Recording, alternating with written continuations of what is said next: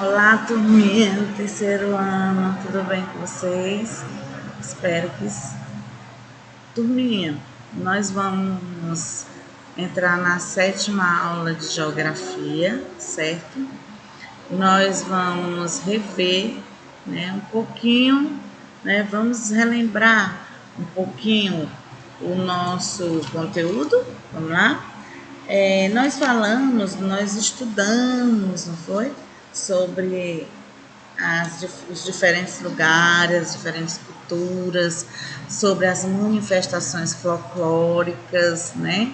Que são o quê? Que é a festa junina, né? O carnaval, não foi? Nós fizemos até o trabalho da máscara no carnaval, não foi? Que vocês fizeram, ficaram, por sinal, muito lindas, muito bonitas, tá?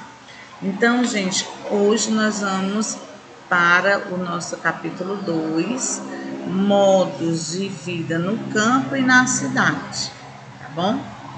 Então, nós já começamos a falar sobre esse assunto, né, sobre esse capítulo, mas hoje nós vamos estudar mais um pouquinho, tá bom? Então, vamos lá, tia? Tudo bem, então vamos lá. Então, observe, na nossa abertura do nosso livro, nós temos aí um campo, né? Temos o avião, temos a cidade. Então, o que nós vamos estudar é campo e cidade, tá? Que faz parte do campo, que faz parte da cidade. Mas lembrando que os dois andam juntos, né? Um depende do outro, não é isso? A cidade depende do campo por conta da produção dos alimentos, né, da agricultura, e o campo precisa da cidade por conta das máquinas, não é isso? E para vender, né, o que eles produzem, tá bom? Então vamos lá? Vem com a tia? Vamos lá. Olha só, para início, nós vamos aqui colocar, né, essa questão, no caso, deixa eu voltar um pouquinho aqui, que eu acho que eu passei demais, tá? Passei demais mesmo. Então, eu vou voltar, porque tem hora que o computador, ele vai sozinho, né? Então, vamos lá, tá no início aqui, tá bom? Só organizar um pouquinho aqui, tá certo? Pronto. Olha só. Ó. Então, aqui nós temos assim, reescreva as partes do poema que mostram atividades divertidas. Então, nós paramos na página, né, no qual a tia está falando agora, tá? Nós paramos na página 197, tá? Na página 197. Então, aqui ele fala, né, a minha casa azul e rosa, que é na página 196. Esse texto, ele mostra, né, o que são divertidos nesse texto. É jogar dominó, jogar pedra na água e ir buscar lá no fundo, apanhar frutas, observar aves. A terceira questão, gente, é pessoal, tá bom? Vamos lá. Na quarta questão, fala o seguinte: o poema fala sobre a importância de se transmitir o conhecimento adquirido, identifique o trecho em que isso aparece e reescreva nas linhas abaixo. Então, mas não posso me esquecer de falar do meu avô, que sabe tudo da floresta para mim. Ele é o doutor. Então, esse é o trecho, né, mais importante para ele, tá bom? A quinta questão, gente, você vai rever o texto, ler o texto de novamente e no seu caderno, né, você vai escrever no seu caderno um poema relatando o seu modo de vida, tá? Destaque brincadeiras, passatempo, né? Alguns lugares comuns, né? Que vocês vão, onde você gosta de ir, tá bom? O que foi que você aprendeu, o que é que você aprende diariamente. Então, você vai fazer, tá certo? Vamos lá. Gente, hoje nós vamos falar dos ribeirinhos, né? Que são os povos ribeirinhos. São os povos que vivem às margens dos rios brasileiros, tá, pessoal? Eles são os ribeirinhos, tá bom? Destaca-se na região amazônica, que é onde se localiza o maior número de comunidades, tá bom? Para esses povos, o rio é uma via de deslocamento, né, como uma rua da cidade, porque é o meio de transporte, é o meio de ir e vir do local é através do rio, né? Então, como vocês estão vendo aí a minha no rio, tá? Eles utilizam embarcações artesanais, como canoas, né? Para se locomover, como eu já acabei de falar, para transporte e pesca, principalmente a atividade desenvolvida por eles. Então, a pesca, eles se desenvolvem muito. Aqui, ó, a pesca dos peixes garante os ribeirinhos alimentos diários para sua família. Além disso, o pescador proporciona uma pequena fonte de renda para essa comunidade, né? Por meio da venda dos peixes, né? Eles vendem para os comércios locais da região, tá? Então, para ele é melhor porque eles ficam sem o salário, né? Eles têm o dinheirinho deles, né? Não o salário, mas recebe o dinheirinho dele vendendo os peixes, né? É o modo de vida deles, é a vivência deles, tá? Cadê? Comunidades, né? Locais da região, assim como a troca de pescado por outros produtos necessários para a sua sobrevivência dos ribeirinhos, como açúcar, trigo, roupa, entre outros. Então, gente, quando ele não vende, ele troca por mercadoria na venda, no mercadinho, né? Nessa mercadoria, arroz, né? Roupa, trigo. Então, eles fazem essa troca, tá bom? Outra fonte de renda é a produção de artesanato, realizada pelas mulheres ribeirinhas. Então, as mulheres, elas fazem um artesanato e vendem, tá bom? Né? Que é outro modo de vida deles, que é para sobrevivência, tá certo?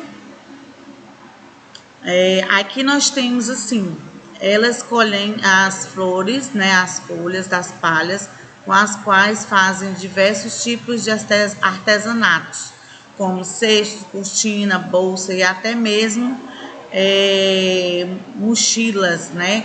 E outras, moradores. E ela cobre também a cobertura da casa deles, né? Da morada deles.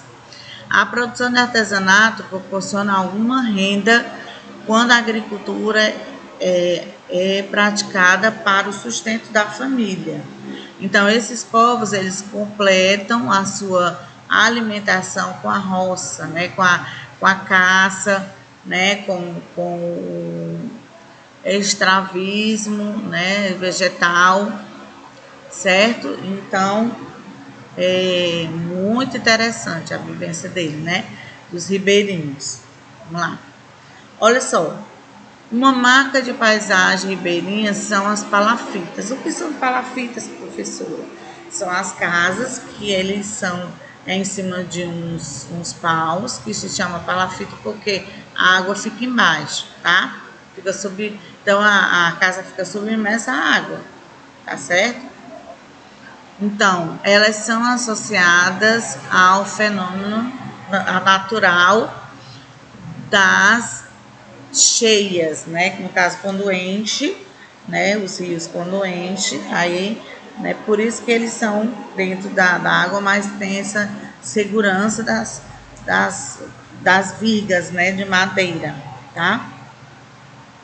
Então, quando o nível da água dos rios sobe e inunda áreas próximas às casas, além das palafitas, é comum o uso de casas flutuantes, que têm a vantagem de poderem ser mudadas de um lugar para o outro, né, facilmente, né, pessoal? Além de acompanharem a subida e a descida das águas ao longo das estações do ano. Então, nós temos dois modelos de casa aí, tá? Primeiro, nós temos a palafita, que é essa aqui, tá? Palafita, né? Próxima à cidade de Manaus, Amazonas. E temos a outra, que é a casa flutuante, né? Que é a característica na arquitetura ribeirinha, no caso aqui, tá? Vamos lá. Aqui nós temos a atividade justamente da página 199, que é sobre os ribeirinhos, tá bom?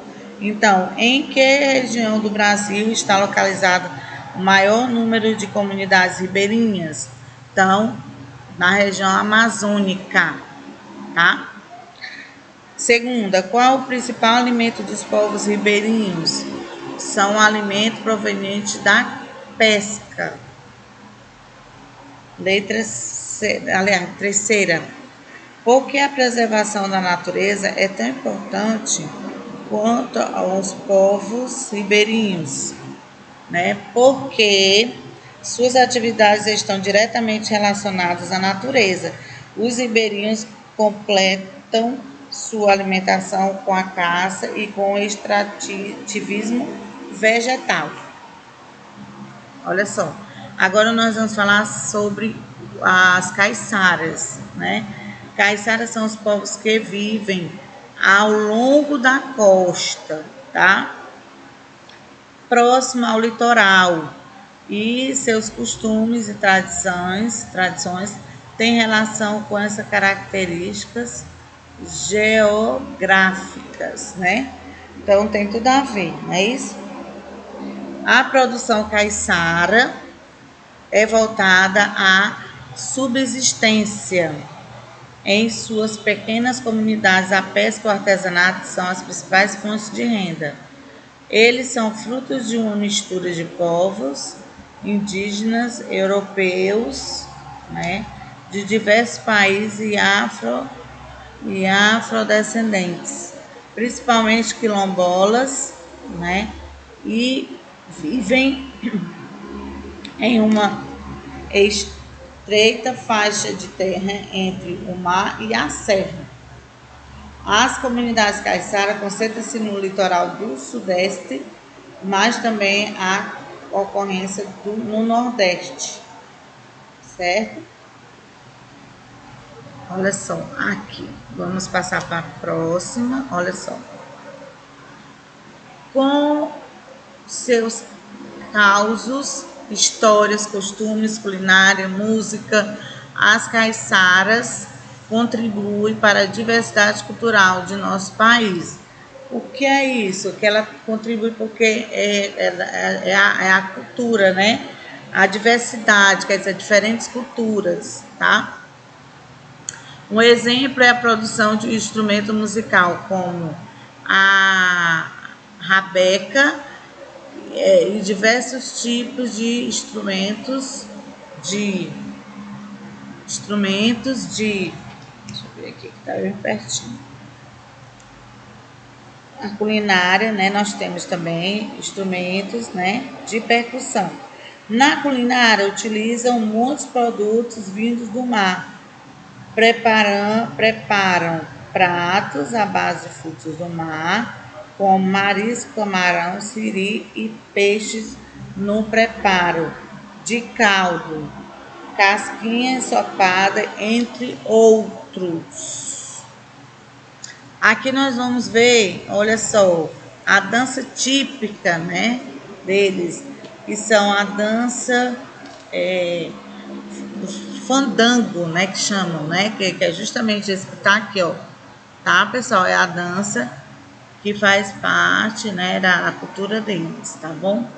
Então, a dança da fita, a conga, a festa do divino e a Shiba, Shiba, a dança de São Gonçalo, entre outras, são manifestações culturais ainda praticadas, né, rotineiramente, quer dizer, tem aquela rotina, tá? Todos os dias. As danças e músicas em conjunto compõem uma importante tradição cultural do litoral brasileiro, o fandango. O fandango guarda estreita relação com rituais agrários, como os mutirões, realizados durante a colheita do arroz e a produção de farinha de mandioca. Há construções dos casos, quer dizer, né, as construções das casas, né, de taipa também eram realizadas de forma colaborativa, quer dizer, se juntavam todo mundo fazer, sendo concluída com o fandango comemorativo. Né? Depois que eles faziam a casa e a colheita e tudo, eles iam comemorar, né, com a dança do fandango, tá certo? Ao final do dia, depois da realização das tarefas, acontecem os bailes e festejos. No entanto, a valorização dos imóveis em relações ocupadas por essa comunidade ocasionou uma grande especulação imobiliária, ou seja, muitos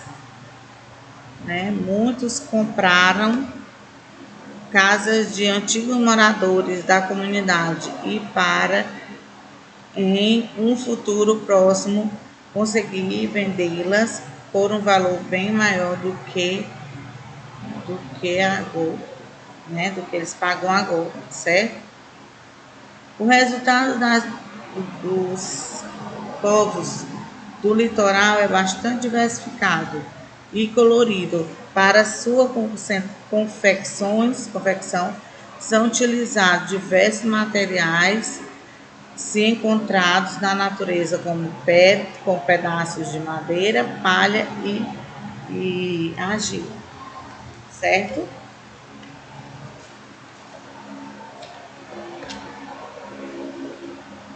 Que nós vamos passar. Aqui nós vamos falar sobre os povos da floresta. Os povos das florestas vivem na região amazônica e apresentam grandes diversidades culturais. Os indígenas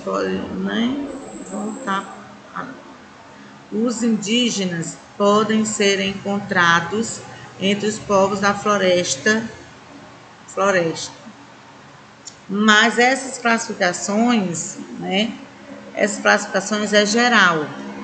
Os povos da família são aqueles que vivem do extrativismo vegetal, como extração do látex da seringueira e na coleta de castanha diversas, certo?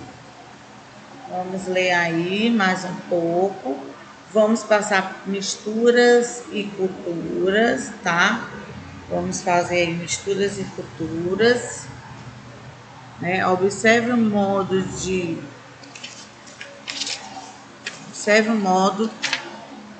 de vida das comunidades tradicionais estudadas nesse capítulo. Podemos perceber diferenças, muito diferenças, grandes, e comparamos o modo de vida deles ou de comunidades urbanas. Nas cidades, por exemplo, há muitas ruas asfaltadas, calçada, automóvel, edifícios, hospitais, escolas, estabelecimentos comerciais. No entanto, isso não significa que este ou aquele modo de vida seja melhor, pois os melhores complementam uns aos outros com suas particularidades, e os grupos humanos conseguem, por meio de produção de cultura, transformar um espaço de vivência de maneira, cadê onde que eu tô, meu Deus? De maneira, que é muito importante, tá? Esse conhecimento que nós vamos ter agora a partir desse conteúdo. né, que nós falamos do modo de vida deles, a cultura deles, da caiçara, dos ribeirinhos, não é isso? Aqui nós temos a atividade da página 203, tá, pessoal? Aí nós temos, né, o ribeirinho, tudo aqui.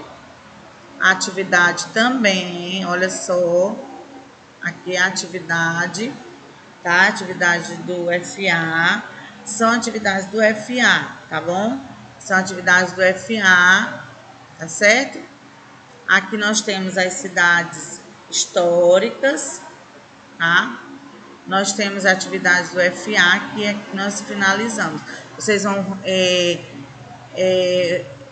como é que vocês corrigir as atividades, tá bom, pessoal? Bem direitinho, com a ajuda da mamãe, ou então você mesmo senta, faz direitinho, tá? Então até a próxima aula, né? Beijos, tá? Se cuidem, tá? Então fiquem direto conectados com nossas aulas, tá bom? Então, um cheiro grande, beijo da Tia Cris. Tchau, tchau.